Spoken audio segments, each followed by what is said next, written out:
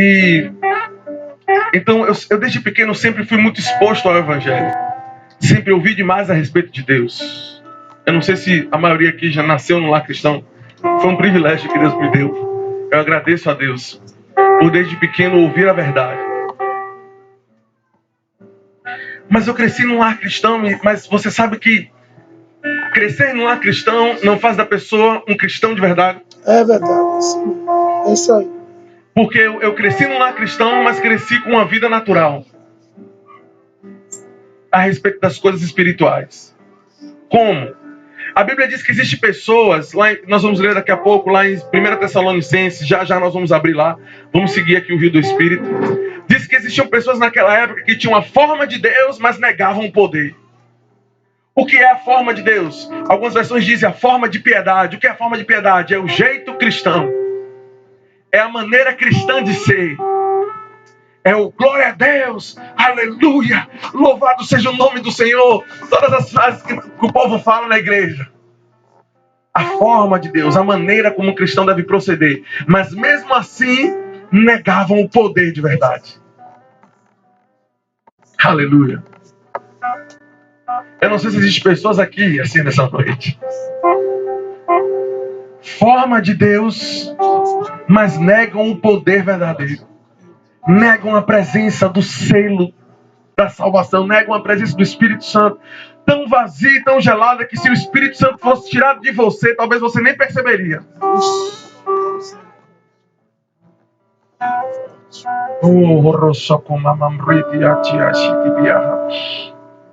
Será que você talvez esteja numa condição tão fria que se Deus tirasse o Espírito Santo de você, você nem perceberia? Porque é legal estar no meio do povo de Deus.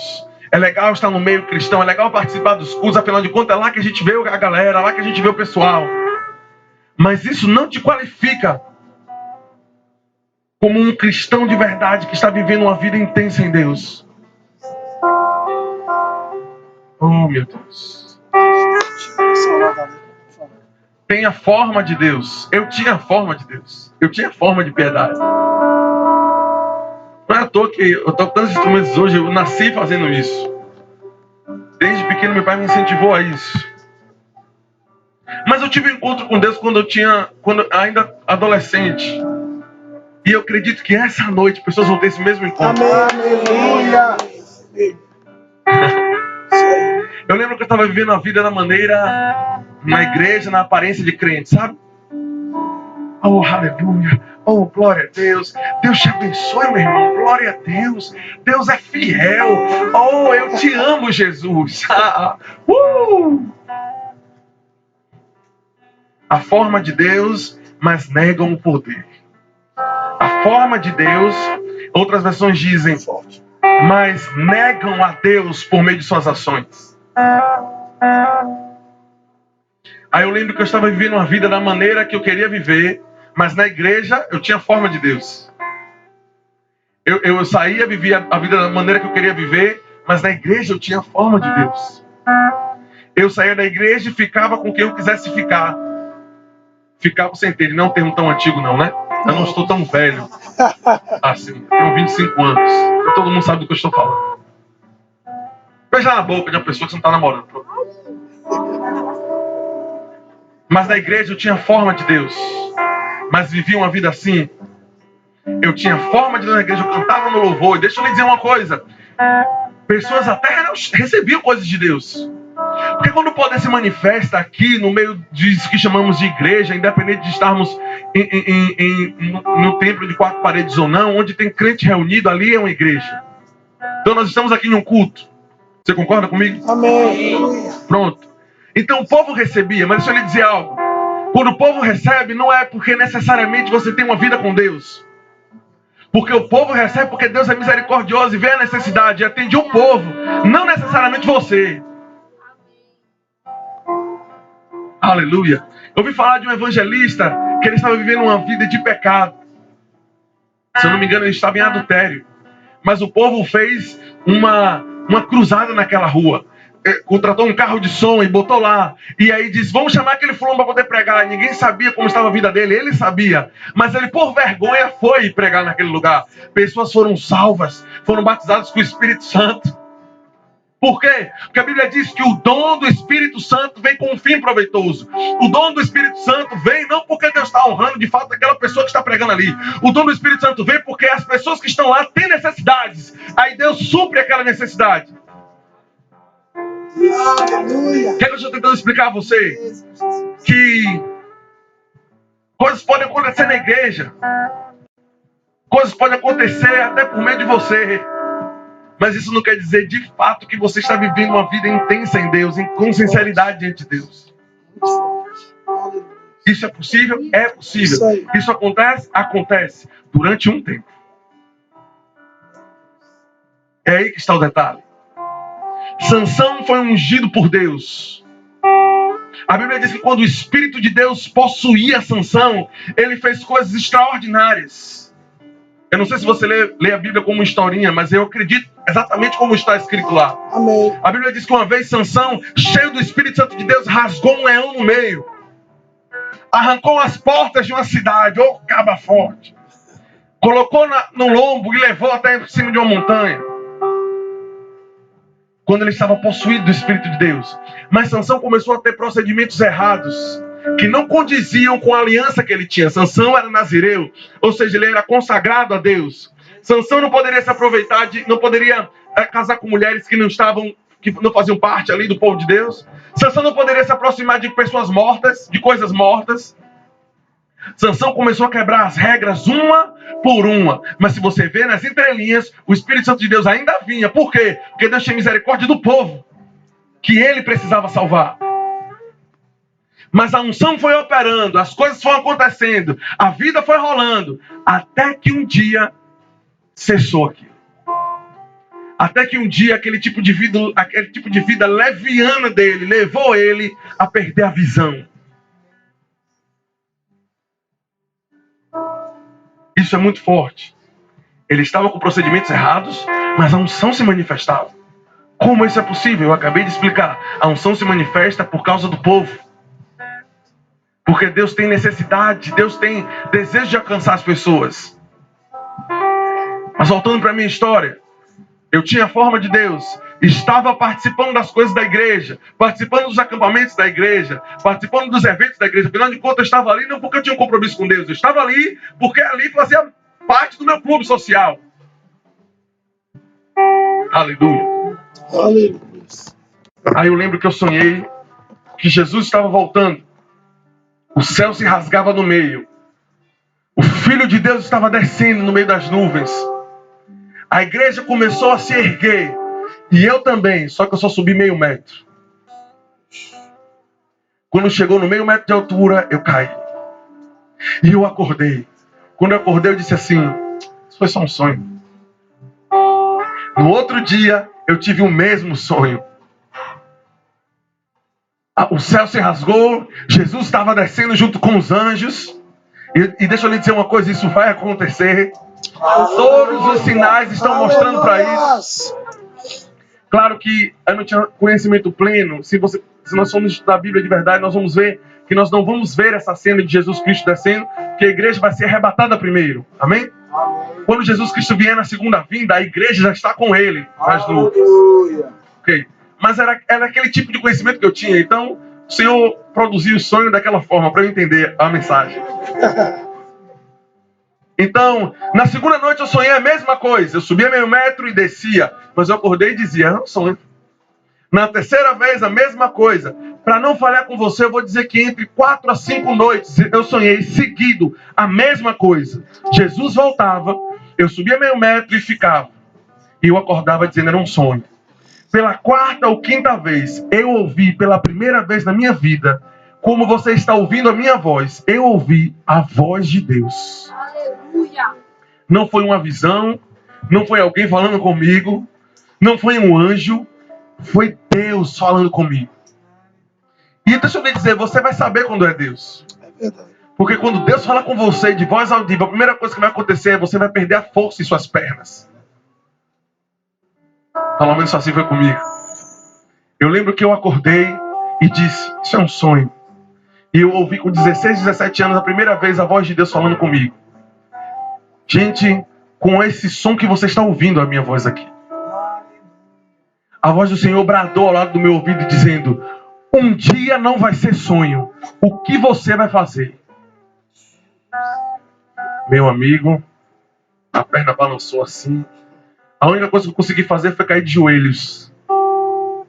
E entender que se eu continuasse com aquele procedimento leviano e querendo participar das coisas da igreja, um dia a prestação de contas iria chegar. Sabe? Faz parte da proposta de Deus para a vida cristã que nós cresçamos naquilo que Deus tem para nós. Amém? Eu não sei contar você, mas eu às vezes me pego no quarto gritando, feito um doido, já dei murro em parede, já fiz tanta coisa assim, feito um maluco mesmo, porque eu não quero viver uma vida natural. Amém. Isso aí. Aleluia. Eu não quero viver uma vida natural, eu quero experimentar do poder de Deus. Certa vez eu estava pregando em um lugar e assim que eu terminei a ministração, o Espírito Santo de Deus falou, não conclua ainda, cante mais um pouco. E aí eu cantei mais um pouco. Quando eu cantei, o Espírito Santo falou assim, tem pessoas que vão receber cura aqui. Eu falei, ok, quem faz o culto é ele mesmo. Tem pessoas que vão receber cura aqui nesse lugar, eu falei. E aí, várias pessoas se levantaram. Mas em particular, eu gosto muito dessa história. Uma mulher tinha 4 meses que não conseguia dobrar a perna. Então, toda a igreja sabia, o pastor sabia, ela era membro daquela igreja. Todo mundo sabia que há 4 meses ela chegava na igreja com a perna dura, assim. O que era que acontecia? Não sei. Ortopedista, já foi, coisa e tal. Ela não conseguia dobrar a perna. E eu lembro que quando eu declarei a palavra de cura naquele lugar e disse em nome de Jesus, toda enfermidade nós expulsamos agora. E que a unção de Deus desceu e foi perceptível, gente. Foi perceptível. Eu vi aquela mulher correndo do fundo do corredor para cá. A mulher estava tão extasiada com o que tinha acontecido que ela rolava no chão. Eu nunca vi aquilo na minha vida. A mulher rolava no chão. Rolava, e eu, o que é, criatura? Que tanto você rola no chão? A minha perna está dobrando. Deixa eu lhe dizer uma coisa. A gente está ouvindo isso como natural. Mas isso é a manifestação do poder de Deus. Eu não sei quanto a você, mas eu quero experimentar de mais coisas desse tipo. Amém, eu também. Eu quero experimentar do poder de Deus. Aleluia. Será que a sua vida vai se resumir a uma vida sem propósito? Onde 90% das coisas que você faz durante o seu dia, você faz por meio da tela do seu celular?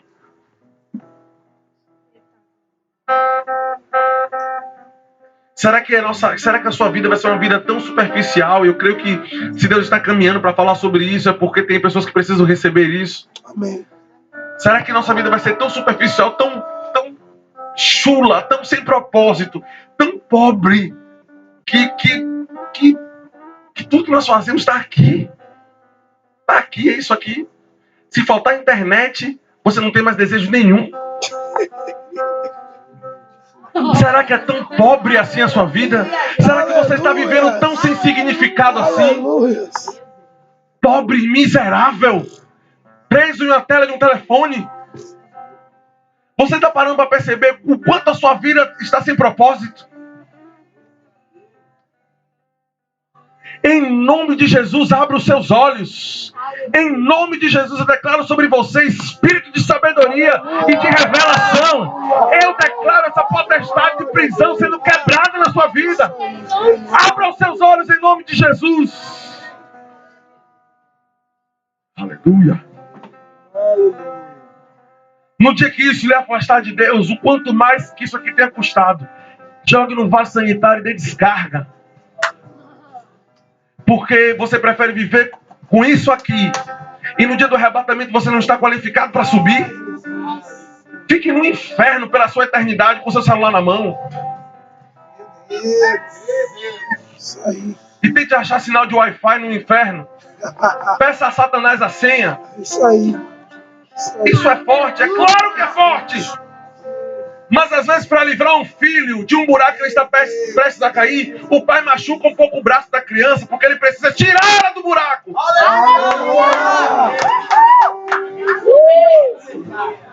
Não finja que Deus não está falando com você. Não se faça de surdo. Não enfeite a cara. Deus está falando com você. Gente, pode ser com uma pessoa, sei lá.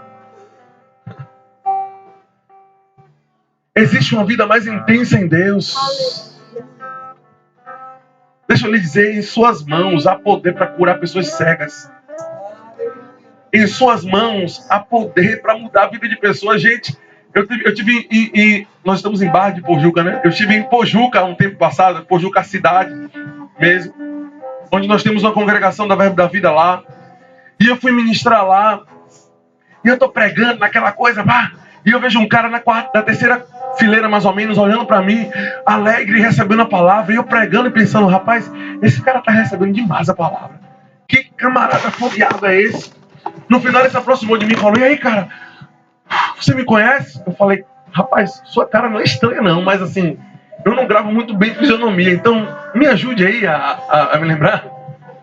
Eu cheguei até a deduzir assim, você já estudou comigo na escola? O cara, não. Eu estive na igreja ano passado, na conferência, um chamado Avivamento, uma conferência que nós temos lá. E no final da conferência eu me aproximei de você com minha namorada, e minha namorada já tinha uma filha de outra pessoa. E eu me aproximei sem qualquer esperança de que algo poderia acontecer, mas eu falei, cara, realmente eu lembro. Ele estava chorando, desesperado. E eles se aproximaram e disseram, ore por mim. Aí eu falei, meu Deus, o que é que eu posso fazer por esse povo? Eu fechei os olhos e falei, Senhor, eu não posso fazer nada por ele. Mas o Senhor me criou para ser Jesus aqui nessa terra. Aleluia! Então fale por meio dos meus lábios. Eu segurei nas mãos dele, orei em outras línguas, e nós vamos falar daqui a pouco sobre isso. Oração em outras línguas é a porta de acesso para o sobrenatural. Não dá para viver uma vida cristã cheia do poder de Deus sem a prática diária de oração em outras línguas. É isso aí. Você precisa entrar no seu quarto, fechar a sua porta e ter tempos orando no Espírito. Orando em outras línguas. Oração em outras línguas não é só para você orar quando o poder está descendo aqui, você larga uma rajada em outras línguas. Não, oração em outras línguas é uma linguagem sobrenatural. É a linguagem dos céus. Oh, aleluia. A Bíblia diz que aquele que ora em outras línguas está falando segredos com Deus. Mas enfim, eu orei em outras línguas e esperei o Senhor dar a direção do que eu deveria falar para eles. Porque uma palavra vinda de Samuel não mudaria nada. Mas uma palavra de Deus saindo por meio da sua boca muda a história da vida de uma pessoa. E aí Deus falou comigo. Deus falou assim, diga a ele que a partir de hoje as portas estão se abrindo. Vamos falar só o que Deus mandou.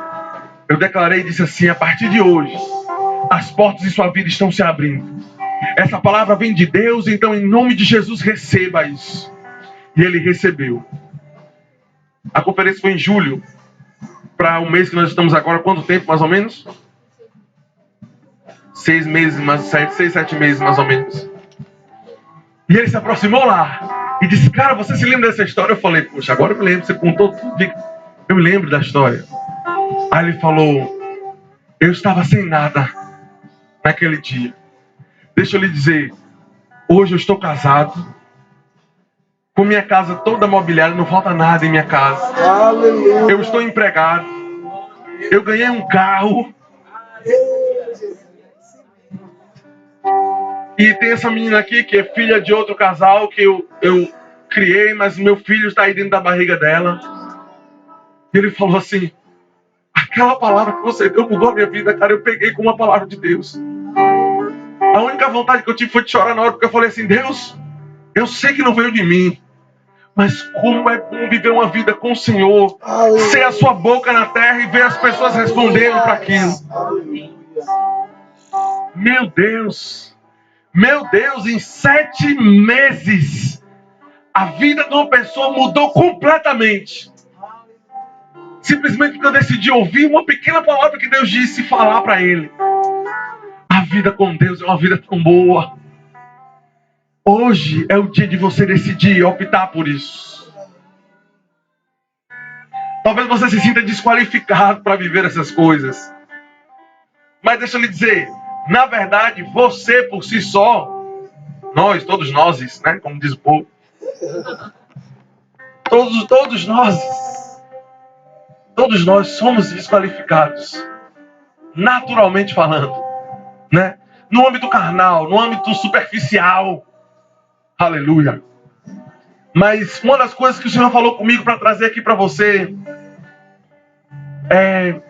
é te incentivar a entender, vamos ver se eu consigo explicar isso da maneira que o Espírito Santo quer, a você encontrar você dentro da Bíblia, quem você é, quem Deus lhe tornou, e entendendo essa natureza, deixar que os frutos dessa natureza, por meio do Espírito, comecem a sair. O que é que eu estou querendo dizer? Que essa mudança é necessária, que essa mudança radical é necessária, mas ela só acontece pelo Espírito e pela graça de Deus. Ela não vem por meio de imposições humanas, ela não vem por meio de regras humanas. Não dá para mudar por meio de regras humanas. A mudança que você precisa para hoje não vai acontecer se você disser, ok, a partir de hoje eu oro 1 hora por dia. Se isso vier simplesmente como uma lei, simplesmente como uma regra, para acalmar a sua alma, não funciona. A mudança tem que vir pelo Espírito. A mudança tem que vir entendendo que você nasceu de novo, que você é filho de Deus, que você é a justiça de Deus e que você tem tudo que precisa para produzir uma vida cristã. Não pegue o ponto inicial do cristianismo e coloque para o ponto final. Eu vou explicar. Vem aqui, coisa mais linda do universo. Glória. Digamos que aqui é Patrícia, ok? No final eu apresento para não interromper o negócio aqui. E aqui esse é o ponto inicial do cristianismo. A Bíblia diz em Colossenses que nós somos completos em Cristo Jesus. A Bíblia diz que com Deus, nós nos unimos com Deus e somos um só Espírito com Ele. Que nós já temos o fruto do Espírito. Que nós já temos tudo, presta atenção, eu estou falando sobre você. Que nós já temos tudo que nós precisamos para a vida com Deus. Que nós, quando recebemos a Cristo como nosso Senhor, nós nos tornamos um só Espírito com Deus. A Bíblia diz lá em Colossenses que porque nós estamos com Cristo Jesus, nós temos a plenitude de Deus. Oh, meu Pai. Você parou para pensar? A plenitude de Deus está dentro de você, no momento que você nasceu de novo. O que é a religião, o que é a lei tenta fazer? Tenta pegar esse ponto, ok, esse é o ponto inicial, ok? Você tem que começar a sua vida cristã entendendo que isso já está em você. E aí você produz os frutos de vida cristã. O que a religião tenta fazer e não dá certo e só gera morte? Pegar todas essas qualificações e colocar como um ponto final, dizendo, eu vou orar para alcançar aquilo. Vai orando, irmão. Vai chorando de me chora, irmão. Vai tentando fazer, irmão. Jejuma. 1 hora não é suficiente, não. Hora 2, hora 3, porque um dia você vai chegar. Não. A vida cristã começa entendendo que tudo foi completo em Cristo. E que agora, pelo Espírito, você produz os frutos de vida cristã. Glória a Deus! Então a obra da carne tenta fazer você chegar no lugar onde Cristo Jesus já lhe colocou. Não é errado orar nem jejuar, pelo amor de Deus. Deve fazer isso. Não como imposição de lei, mas simplesmente porque você produz aquilo. Porque você decidiu mergulhar nesse livro e entender a sua identidade. Deixa eu lhe dizer algo. Uma mangueira não se esforça para produzir manga. Faz parte da natureza dela. Aleluia. Então o que é que as pessoas estão tentando fazer? As pessoas estão tentando produzir manga. Vou agir como crente, vou fazer como crente, para me tornar mangueira. Não dá certo, não existe isso. É isso aí. Está entendendo?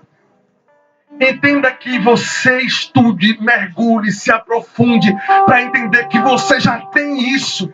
E que esses frutos de novo nascimento, essas obras do novo nascimento, ok? Elas vão vir a partir do momento que você entender que você é, porque aí você vai produzir. Não dá para produzir frutos de justiça sem entender que primeiro é justo. Não dá para produzir obras de justiça sem primeiro entender que é justo. Sabe por que as pessoas estão produzindo obras de pecado? Porque elas estão confessando o tempo todo que são pecadoras. E a Bíblia fala que o povo se alimenta daquilo que os lábios confessam. Isso aí.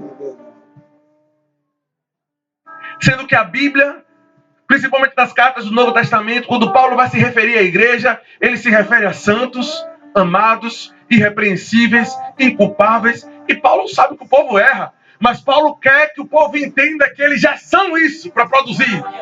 Aleluia. Estão entendendo? Amém. Então, eu sou um pecador, eu sou um miserável, eu não consigo, não vai dar certo. Eu estou me alimentando disso. A gente pensa que vida e morte estão no poder de Deus, mas a Bíblia diz que vida e morte estão no poder da sua língua. Aleluia. Então, quando você tenta alimentar uma natureza de que você vai tentar fazer para chegar lá, você produz a natureza que você está dizendo que tem agora. Vocês estão entendendo? Amém. Amém. Então, mesmo novo, é importante você entender que a sua vida cristã deve partir de um lugar de aceito em Deus, de justo em Deus, de santo em Deus, de completo em Cristo. Quando você entender isso, os frutos vão começar a surgir. Porque você não está tentando produzir manga para ser uma mangueira. Você entender qual é a mangueira e você vai produzir manga. Toda vez que o homem peca ou erra, é porque em algum momento ele tentou estabelecer um relacionamento com Deus por meio da prática da lei. Eu vou explicar. A prática da lei foi o velho concerto, a velha aliança. Como é que funcionava a prática da lei? Deus dava mandamentos e o homem tinha que se virar para cumprir. Se não cumprisse, estava desqualificado, portanto tinha que morrer. Ou, se ele não morresse, ele teria que ter um animal para morrer no lugar dele. Vocês estão prestando atenção? Amém. Eu não estou gastando minha garganta para vocês ficarem distraídos, não. Presta atenção aqui. E nem faça a cara de que não são maduros o suficiente para entender o que eu estou ensinando aqui, porque é assim, se entende um bocado de bagaceira aí, entende a palavra também. Então vamos lá.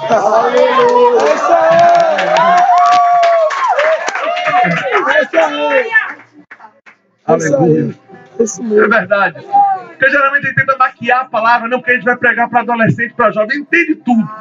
Isso mesmo. Abre o computador, mexe em tudo lá, não vai entender, uma coisa tão fácil. Então pronto. Isso mesmo. Então, a prática da lei gera morte. Paulo diz que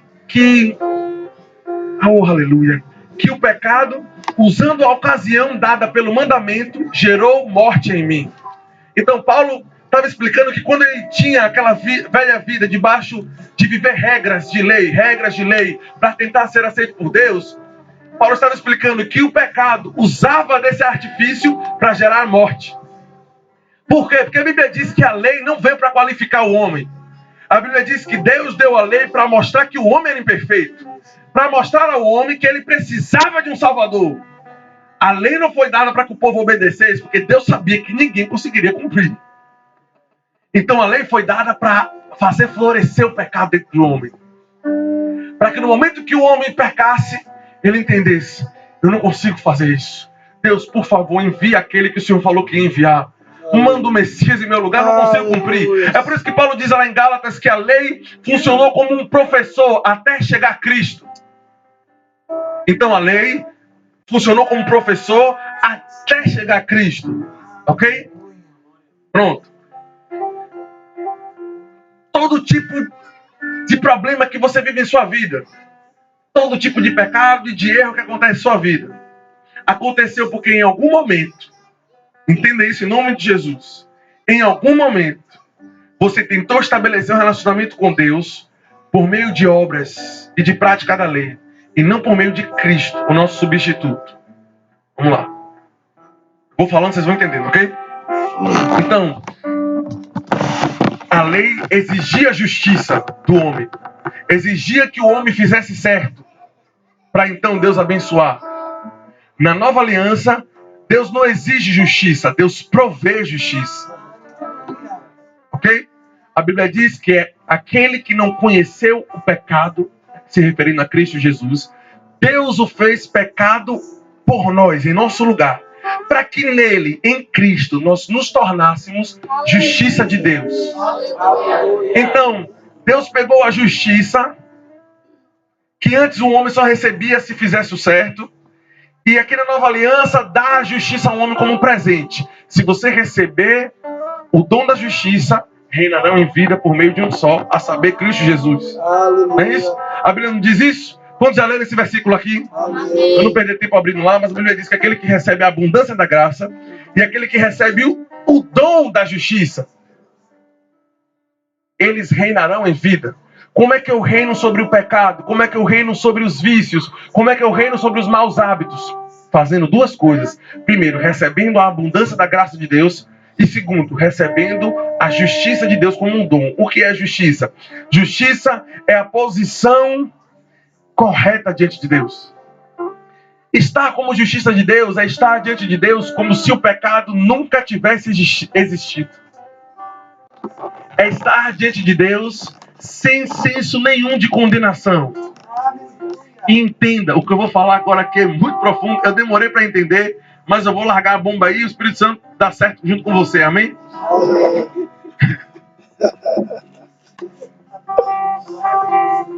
Aquele que não conheceu o pecado, Cristo Jesus, Deus fez ele pecado por nós. Então Deus pegou Jesus na cruz. A Bíblia diz que todo aquele que sobe na cruz, do madeiro, ele é maldito. Então Deus pegou Jesus, que nunca cometeu pecado, e fez ele a própria maldição, o próprio pecado na cruz. Para que nele, no momento que nós aceitássemos a ele, nós fôssemos feitos a justiça de Deus. É 2 Coríntios 5:21. Pronto, anota aí, você lê lá para a gente ganhar tempo. Ok. Oh, glória a Deus, eu amo isso. Aleluia. Então, Cristo não cometeu pecado, mas ele foi feito pecado para que nós, que nem sempre vamos acertar, recebêssemos justiça. Ok.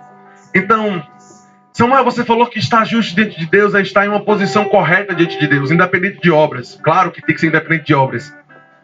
Então, se estar justo diante de Deus, aleluia, não depende de minhas obras.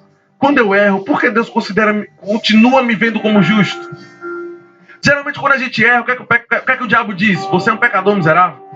Você não merece estar perto de Deus. Como é que você tem a audácia de se chamar de justo se você pecou? Aí, geralmente eu respondo ao diabo assim: Satanás, você quer saber por que eu me chamo de justo, mesmo tendo pecado? Tente me explicar como Jesus, que não teve pecado, foi feito pecado. Aleluia! Como? Jesus Cristo recebeu aquilo. Ok? Para que nós agora recebêssemos a justiça de Deus. Agora lá vai a bomba. A justiça de quem? Nós somos a justiça de Deus. A justiça de Deus. Não, de quem é o padrão? De quem é o nível de justiça aqui? De Deus. Pronto. Então em Cristo, Deus lhe olha tão justo como Ele mesmo é. Aleluia. Uau! Aleluia. Uau! Aleluia! O quão justo Deus é. Porque você está em Cristo, Deus lhe olha assim. Porque Deus não mais lhe julga olhando o seu currículo. Ele lhe julga olhando o currículo de Cristo. Aleluia. Então, se Cristo é aceitável diante de Deus, então assim nós somos. Aleluia. Aí quando você errar, quando você pecar, geralmente o diabo quer que você amarre aqueles espinhos numa corda e comece a se bater. Pois bate nas costas dele. Porque na verdade alguém já recebeu a punição pelo nosso erro. Deus não pode punir o mesmo pecado duas vezes. Se no momento que você errou, você entender que Jesus Cristo já tomou a punição no seu lugar, você entende que Deus quer que você mude, mas não por meio dele lhe punindo. Isso é libertador. É por isso que Hebreus diz que no momento da necessidade de receber misericórdia, qual é o momento da necessidade de receber misericórdia? O momento que nós erramos. Aí lá em Hebreus diz assim: portanto, nos acheguemos diante do trono de Deus com ousadia, no momento de necessidade. Ou seja, a Bíblia está ensinando que mesmo no momento que você falar em alguma coisa, Deus quer que você se achegue diante dele com ousadia. Aleluia.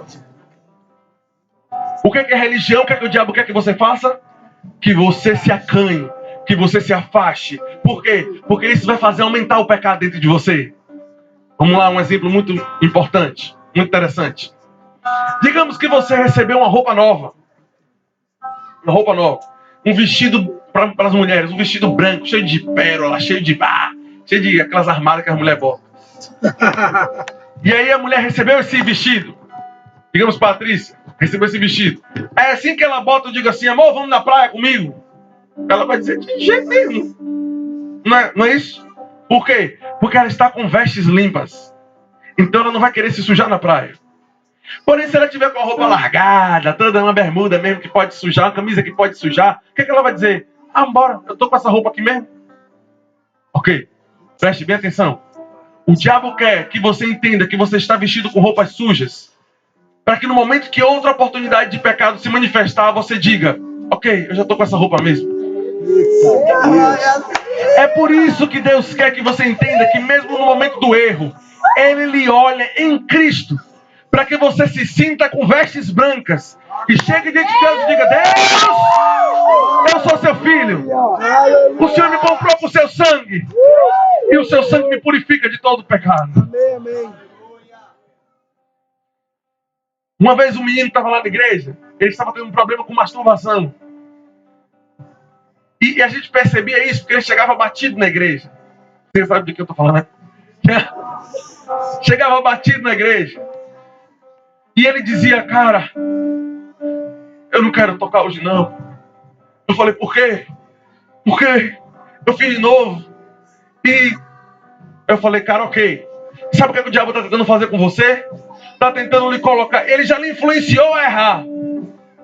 E agora ele quer lhe afastar do lugar onde a solução existe.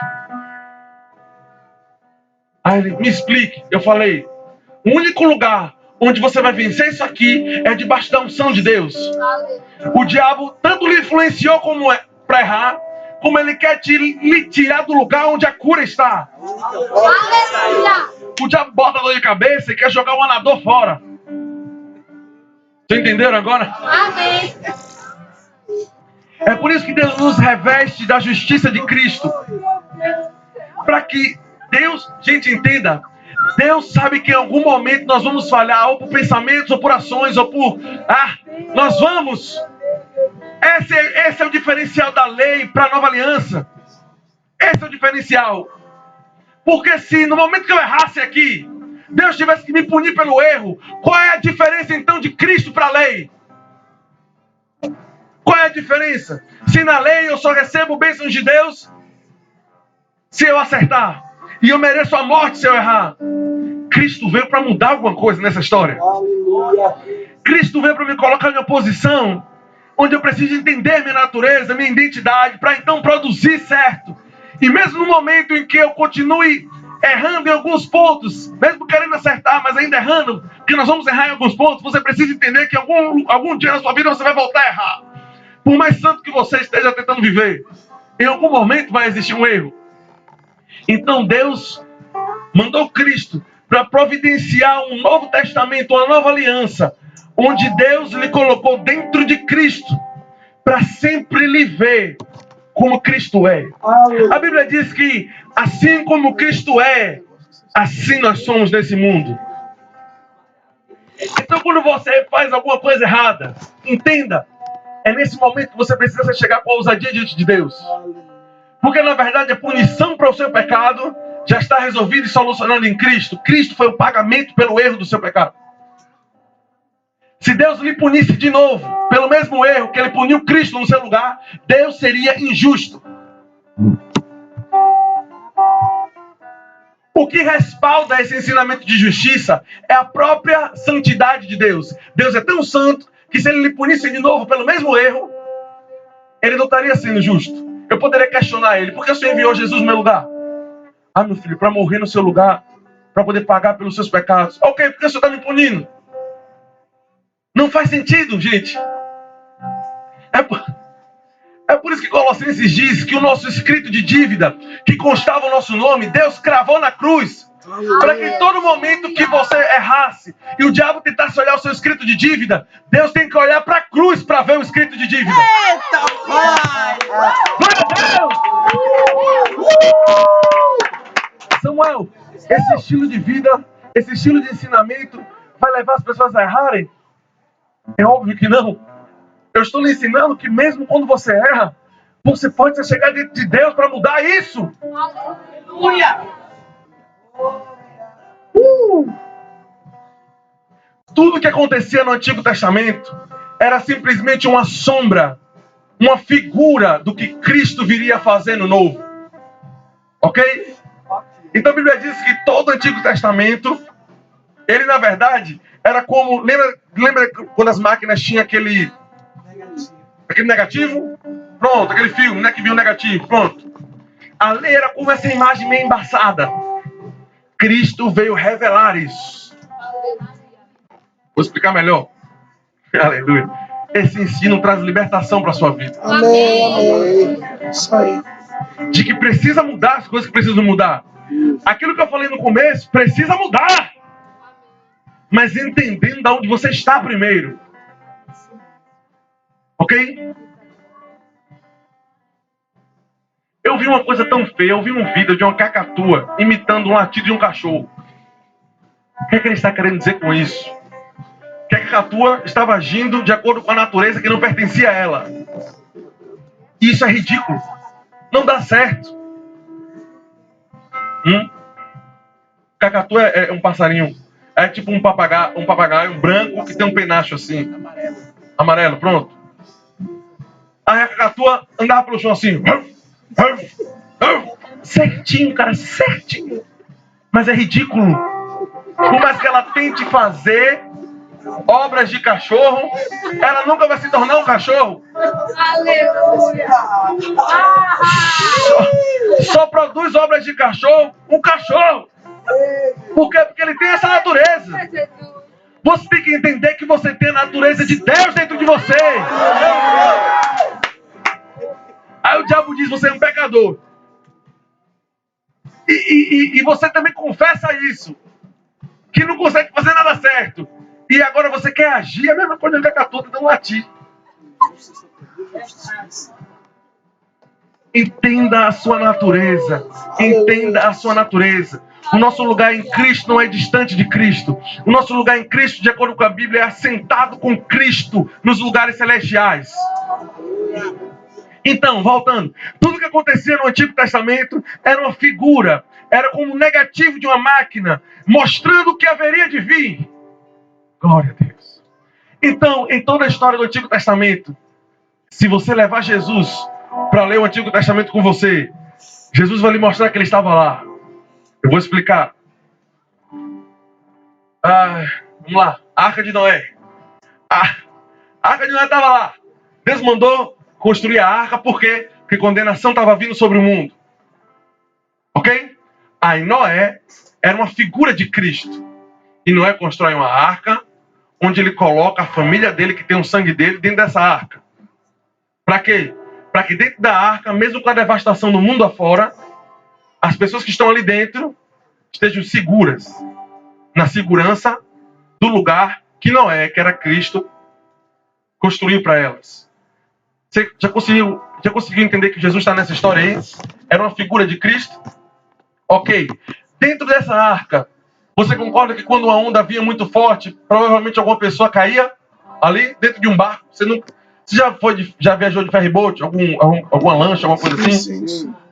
Geralmente elas dão uns trancos assim. Se você não tivesse seguro, você cai. Pronto. Só que as pessoas que caíam por causa da pancada da água, elas caíam dentro da arca ainda. Mesmo que você caia hoje, entenda que você cai dentro de Cristo ainda. Jesus está em toda a Bíblia. O ensinamento de justiça está em todo lugar na Bíblia. Jesus Cristo é o nosso Noé. Jesus Cristo é o nosso Josué. que por meio da palavra dele derrubou os muros para que nós pudéssemos entrar na terra prometida. Aleluia.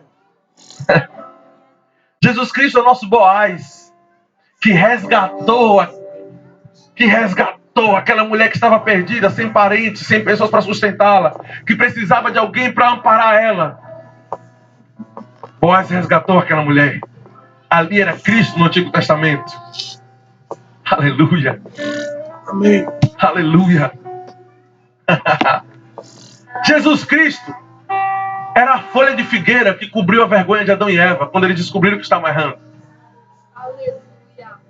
Jesus sempre aparece no Antigo Testamento para poder dar um jeito de aplacar a ira de Deus e tentar tomar o lugar do povo, encobrir o erro do povo. Mas não é encobrir querendo fazer com que Deus deixasse de punir, mas é tomando o lugar. Aleluia. Diga assim, mesmo quando eu caio dentro da arca. Ninguém caiu para fora. Aleluia.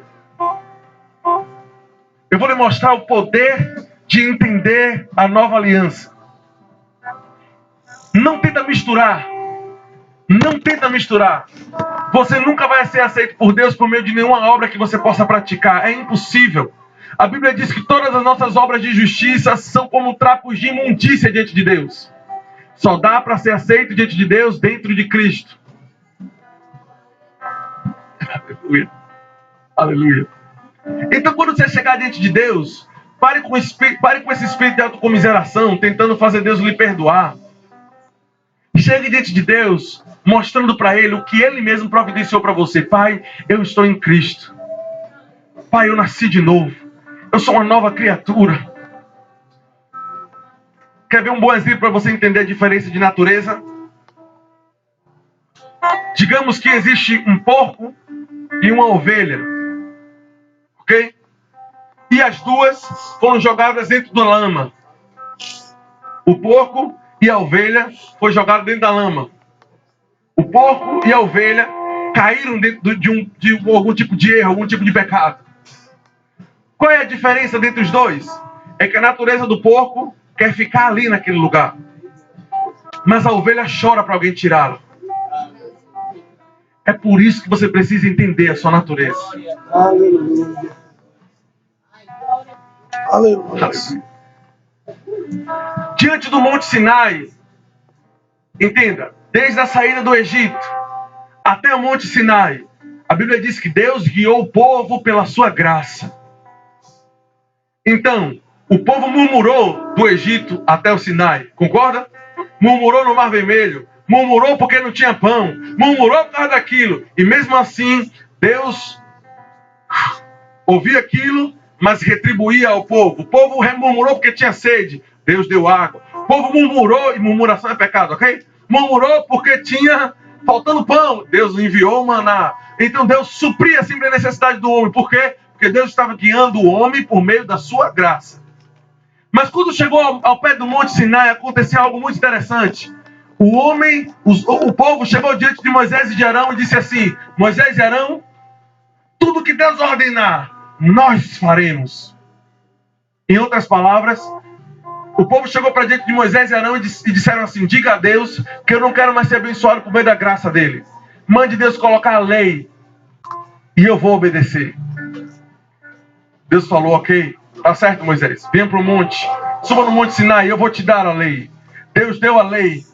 Quando Moisés desceu de ter dado a lei, o povo já estava quebrando o primeiro mandamento: não terás outros deuses além de mim.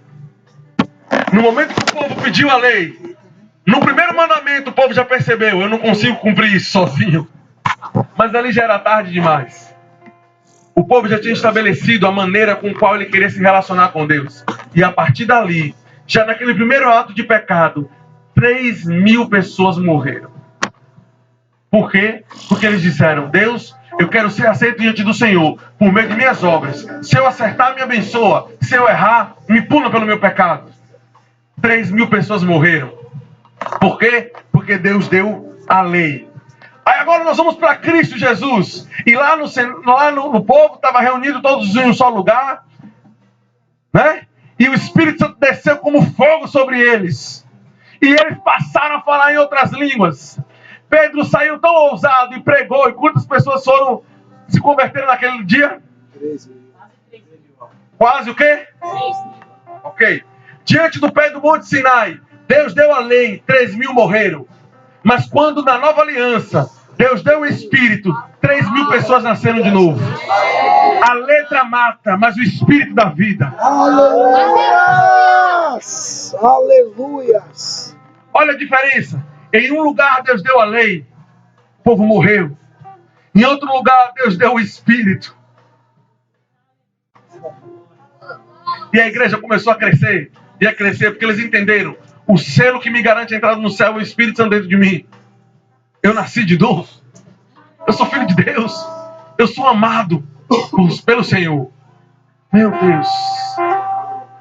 Consegue entender quanta distinção há entre a lei e o Espírito?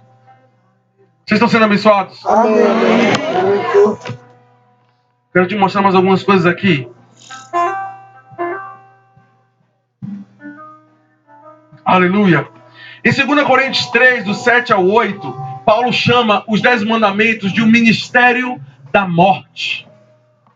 Em 2 Coríntios, do capítulo 3, versículo 7 ao 8, Paulo chama os mandamentos, a lei, de um ministério da morte. Toda vez que você tentar viver diante de Deus por meio de mandamentos e regras somente, isso vai gerar a morte dentro de você. Esse é o diferencial, gente. Na nova aliança, nós temos que aprender a viver em Cristo. Aprender a viver daquilo que Jesus providenciou para nós. Por que eu estou lhe falando isso? Porque o Espírito Santo está precisando que você mude em algumas coisas. Mas Ele quer que você entenda que essa mudança só existe se você entender sua natureza. E que só Ele pode provocar essa mudança dentro de você. Mas existe uma pequena parte sua para você fazer isso. Essa pequena parte sua é a parte de se dispor a receber de Deus. É a parte de se expor à presença de Deus. Eu não estou aqui para poder jogar lei sobre você. Eu não estou aqui para jogar mandamentos sobre você. Eu não estou aqui para lhe dizer que Deus só vai lhe aceitar se você orar 1 hora por dia. Porque esse tipo de lei vai gerar morte dentro de você. Eu estou aqui para lhe dizer que Deus te ama, que você é aceito.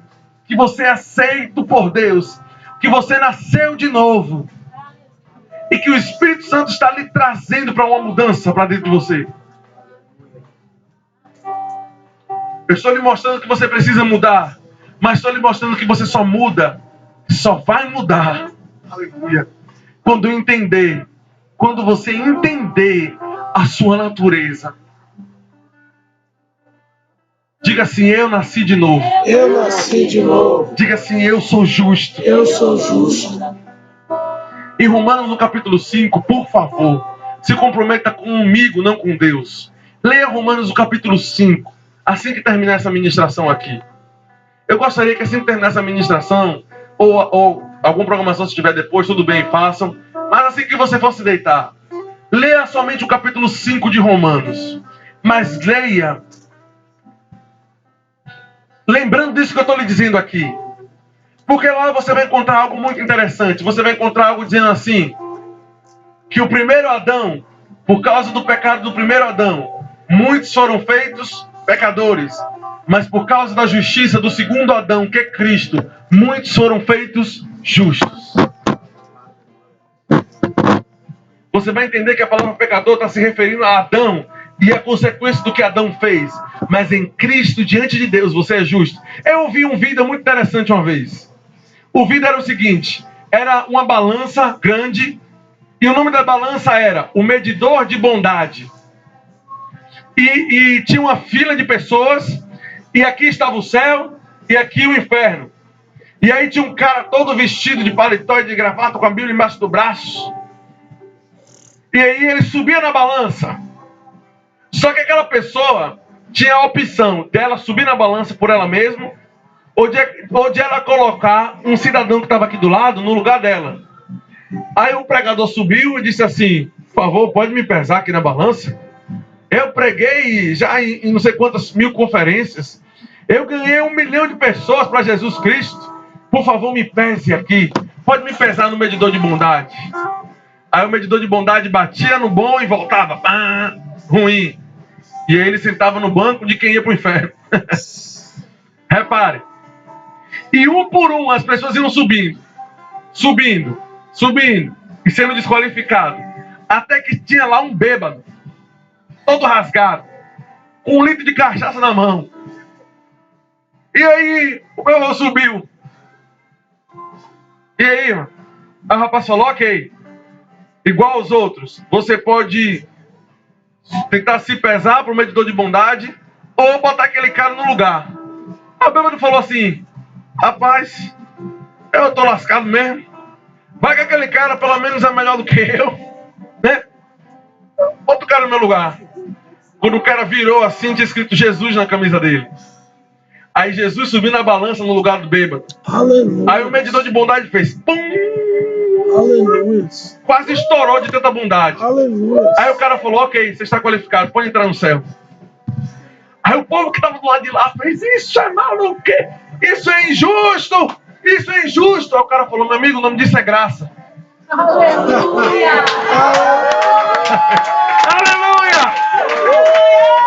Aleluia. Diante da lei, os melhores eram desqualificados. Diante de Cristo, até os piores, se o aceitarem, estão bem diante de Deus. Aleluia. A lei pedia a justiça do homem. Cristo dá a justiça como presente. A lei exigia do homem o correto. Aqui na graça, a graça de Deus não é simplesmente para aceitar o homem. A graça de Deus é o próprio poder que capacita o homem a agir correto. Samuel, você tem certeza que é a graça de Deus que dá poder para o homem agir correto? Meu amigo, eu também não tinha muita certeza não, mas a Bíblia diz isso. Você quer abrir lá comigo esse texto? Para você não dizer que eu não abri nenhum texto. Aleluia. Aleluia. Em Tito, no capítulo 2, versículo 11. Abre aqui para mim hoje. Tito, no capítulo 2. Aleluia. Nós estamos amparados pela graça de Deus. Amém. Diga assim, em Cristo Jesus, Em Cristo Jesus. eu sou a justiça de Deus. Diga assim, em Cristo Jesus, eu sou completamente aceito diante de Deus. Posição, natureza.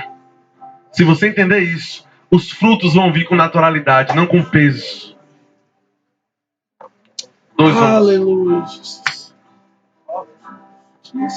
Porquanto a graça de Deus, diga assim, a graça de Deus se manifestou salvadora a todos os homens. Versículo 12 diz assim, olha o que a graça fez.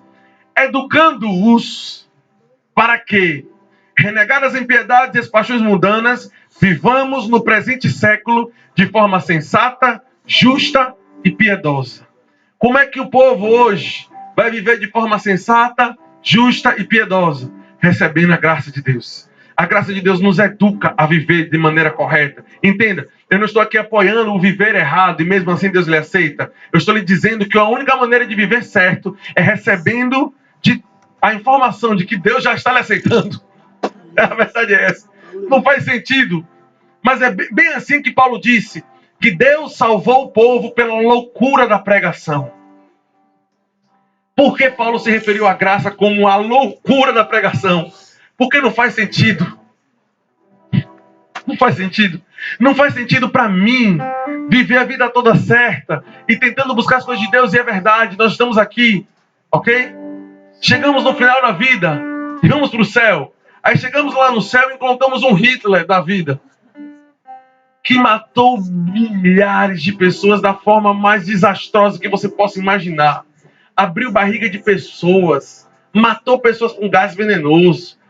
Foi um dos homens, assim, naturalmente falando, mais malignos que o mundo existiu. Para mim, ele era o cão em pessoa.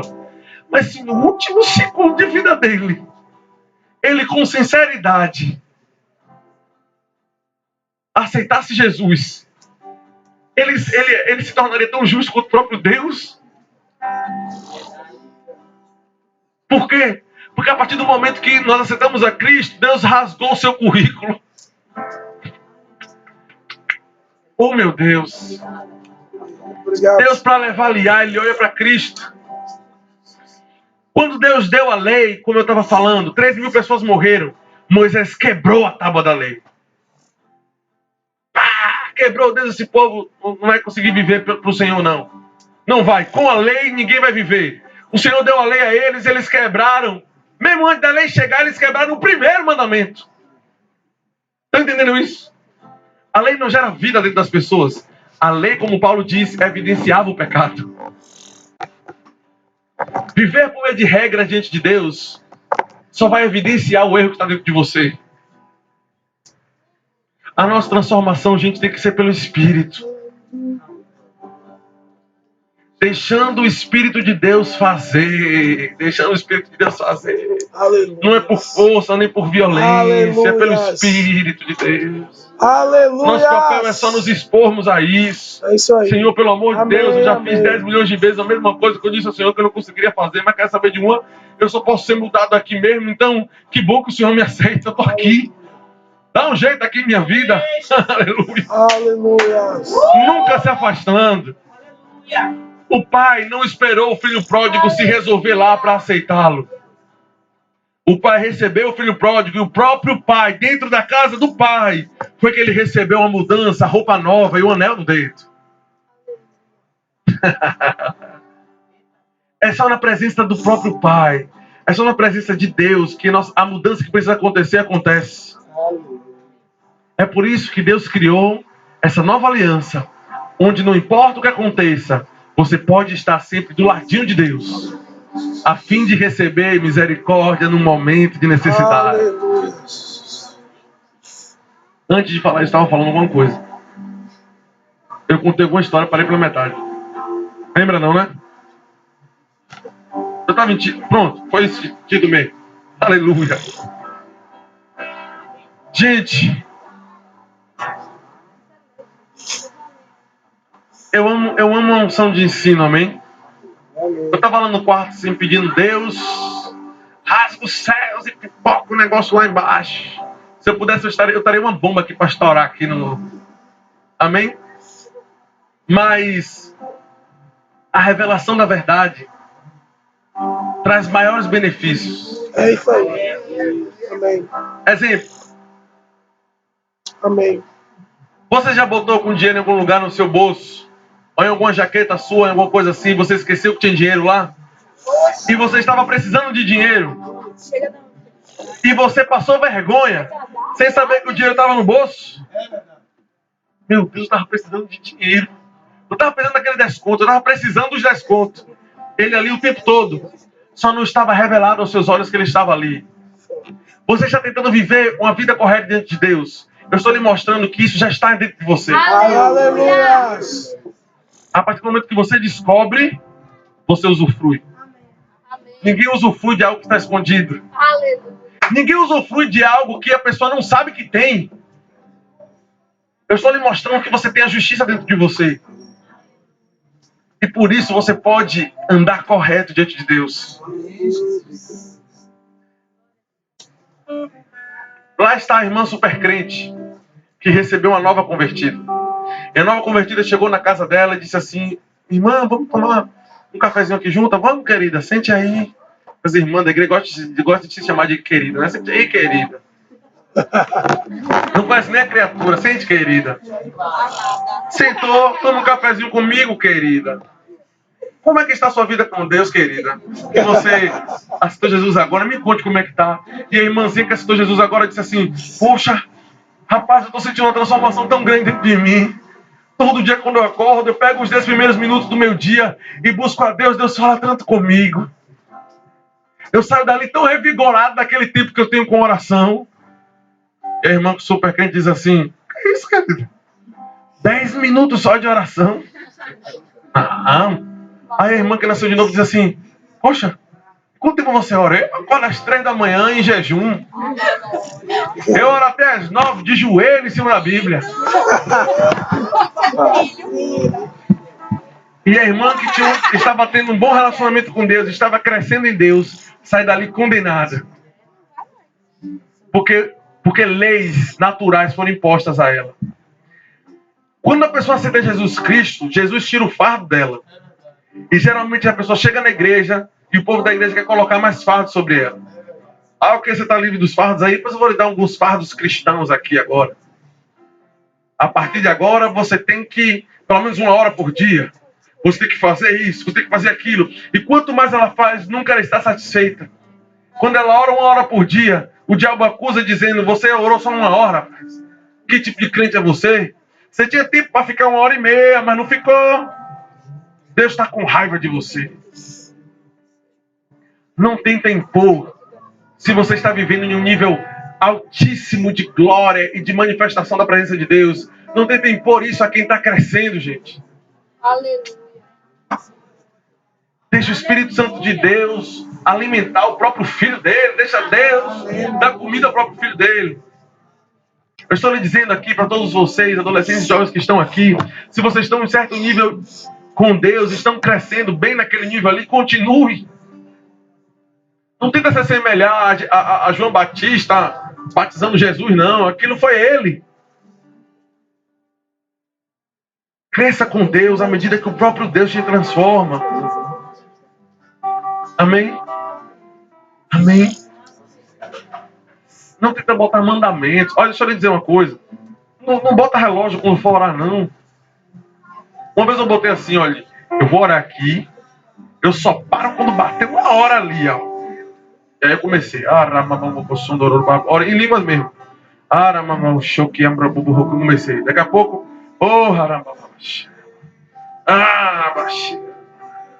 daqui a pouco, ele já ligou o ventilador aqui, mama.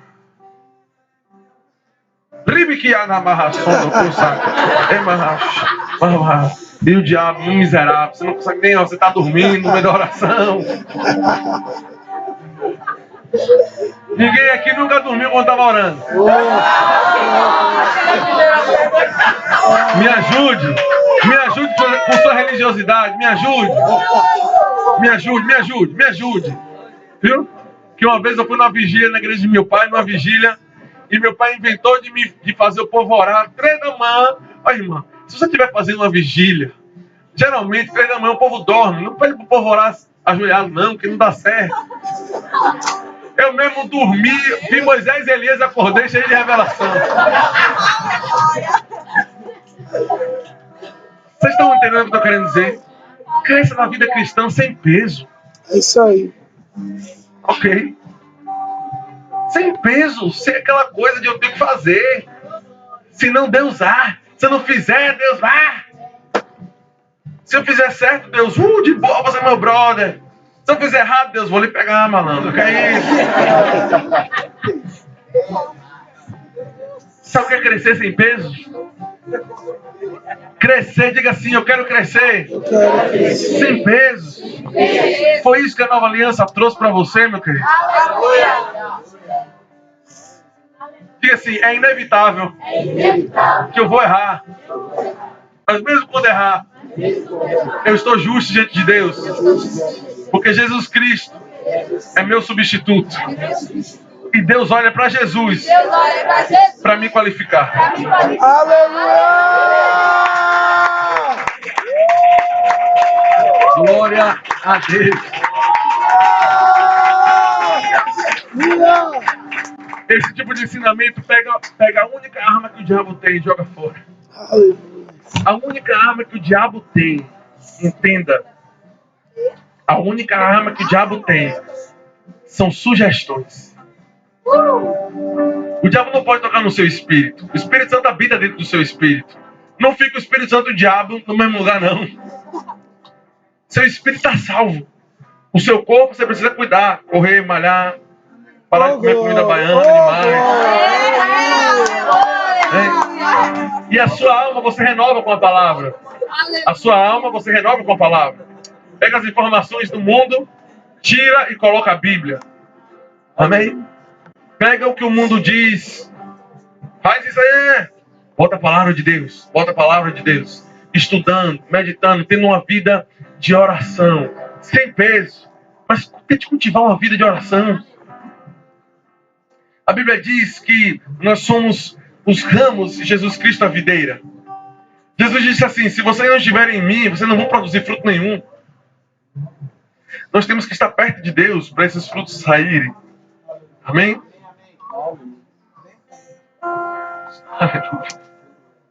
Aleluia. Desenvolve uma vida de oração. Mas assim como eu estava dizendo aqui, eu falei isso aqui só para me lembrar do que eu estava falando. Mas enfim. A única arma que o diabo tem contra a sua vida se chama sugestão. O diabo não tem poder de lançar maldição em você. Não tem, não? Não tem. A Bíblia diz que aquilo que Deus abençoou, ninguém amaldiçoa. Aleluia. Até na antiga aliança, quando um rei chamou um camarada lá, lembra? Chamou um cara lá e diz assim: Balaão. Pronto. Chama Balaão para amaldiçoar o povo. Balaão foi amaldiçoar. Quando ele ia amaldiçoar, saiu a palavra de bênção. Desde a antiga aliança, o que Deus torna abençoado, o diabo não amaldiçoa. Aleluia. Esqueça essa história aí. Não amaldiçoa, não. Amaldiçoa o quê? Deus diz abençoado. O diabo diz amaldiçoado. O que o diabo diz tem mais peso do que o que Deus falou? Claro que não. Em lugar nenhum do mundo. Isso aí. Então, se o diabo aparecer com um tridente lá e com um rabo feio dele, você tem autoridade no nome de Jesus? Basta o nome de Jesus e ele se dobra. Meu Deus do céu. Então a única arma que ele tem é ficar distante e tentar com palavras da sua mente lhe convencer. Colocar a informação dele na sua cabeça. Não vai dar certo. Você pediu perdão 10 milhões de vezes, fez de novo. Não tem jeito para você não. E ele quer que você rumine aquilo, até que aquilo se torne o seu pensamento. É a única arma que o diabo tem. Sugestão. A única coisa que o diabo pode fazer é falar e torcer para que você aceite. Acabou.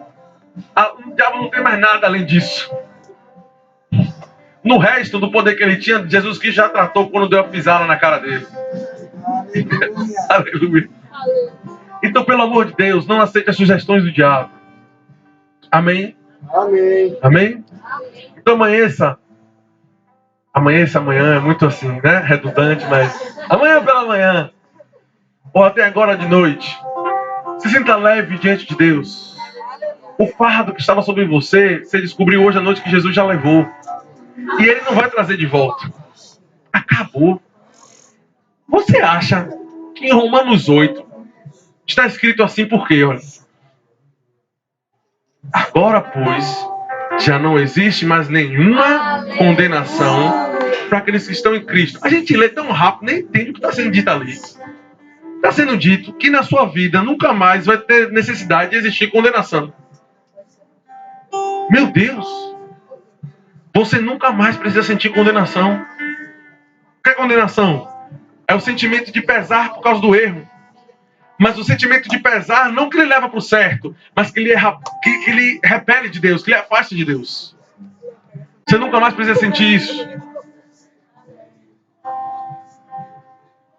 Você não se sente mais leve, não? E está seguro que mesmo que você caia amanhã, você vai cair dentro de Cristo? Com essa folga que Deus deu aí, dá para desenrolar mais, tentar viver para Deus, não dá não? É isso aí, amém, amém. Porque com a folga da lei era, se você errar você é culpado de todos. Deus providenciou a graça para lhe dar espaço para você tentar desenvolver sua vida de cristão. Lhe dá espaço, lhe dá espaço. Vocês entenderam isso nessa noite? Aleluia. Mesmo com todo esse ensinamento, a Bíblia fala que alguns passos nós temos que tomar. Quais são esses passos? Se expor à palavra de Deus. Lá em Salmos diz que a exposição à palavra de Deus traz entendimento aos simples. Só em você estar se expondo aqui, a Bíblia diz que você está recebendo entendimento. Só em se expor. Só em você botar um CD lá de palavra para tocar, é só ficar ali exposto ali, como você fica ao sol. Só em ficar exposto ao sol, o sol já queima a sua pele, não é isso? Só em ficar exposto na presença de Deus. Já desenrola metade da coisa. Amém? Então tenha tempo exposto com Deus. Abra a Bíblia lá, deite, faz qualquer coisa. Para com esse negócio de não precisa orar ajoelhado. Ore na posição mais confortável. De preferência que você não durma, mas que fique confortável. Amém? Senhor, eu oro aonde? No monte ou no templo? Meu filho, entenda. Já chegou o tempo e que a adoração e que a oração vai ser no Espírito. Aleluia. Foi o que Jesus quis dizer. Amém? Então desenvolva a vida com Deus confortável. Ok? Deus não quer a punição do seu corpo para isso. Deus já puniu o corpo de Jesus. Amém? Isso não quer dizer que não pode existir uma boa motivação da nossa parte. Nós temos que querer isso, amém? E se expor à palavra de Deus. E se expor à oração em outras línguas. Estar ali diante de Deus dizendo, Senhor, eu estou aqui. Eu entendo tudo isso que Ele falou aí. Que bom que o Senhor providenciou isso para mim. Eu estou aqui. Me mude. Amém? Glória a Deus. Para concluir, eu vou fazer algo que o Senhor me mostrou lá no quarto, enquanto eu estava orando. Eu queria que, se possível, para ninguém se denunciar aqui, se possível, apagasse essa luz. Pode ser? Pronto. Aleluia. Eu queria que você ficasse...